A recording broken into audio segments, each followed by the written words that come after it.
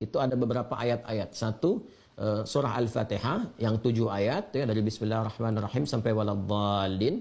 Kemudian Al-Baqarah ayat 255. Ya, ayat Al-Baqarah ayat 255. Kita kenal dengan ayat kursi.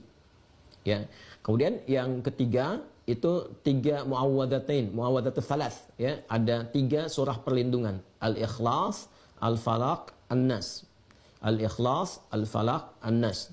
Ini yang paling pokok. Yang paling pokok itu ada 3 ya, Al-Fatihah, kemudian ayat kursi, Al-Ikhlas, Al-Falaq, An-Nas. Kadang-kadang ada yang menambahkan dengan 5 ayat pertama surah Al-Baqarah dari Alif Lam Mim sampai wa ulaika humul muflihun, lalu ditambahkan dengan penutupnya Al-Baqarah, la yukallifullahu nafsan illa wus'aha. Itu bagus juga kalau dikomplitkan sampai 5 bagian ini. Jadi kalau mau diurutkan sesuai dengan urutan tertibnya, Al-Fatihah 7 ayat, 5 ayat pertama dari surah Al-Baqarah sampai wa ulaika humul muflihun.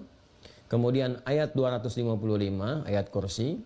Kemudian selanjutnya yang keempat, akhir ayat Al-Baqarah ayat 286.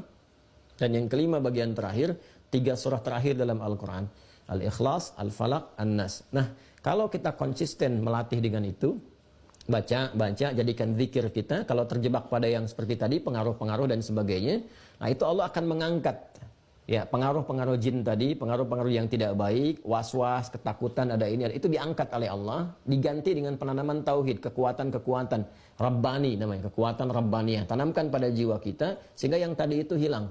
Nah, mengangkat sesuatu dari dalam diri kita dan mengganti dengan baiknya, itu yang disebut ruqyah namanya. Karena itu 5 bagian tadi disebut dengan ayat-ayat ruqyah atau surah-surah ruqyah. Itu bisa dengan meruqyah diri sendiri, pribadi kita, dia membiasakan. Jadi mengeluarkan sifat-sifat jelek yang ada dalam diri kita, entah pengaruh dari nafsu atau pengaruh dari was-was setan. Ya, itu dibiasakan juga oleh para ulama. Makanya setiap sholat kan ada surah-surah berzikir kan? Ya, 3 surah terakhir termasuk surah Al-Baqarah 255, ayat kursi itu kan kita pakai lewat zikir.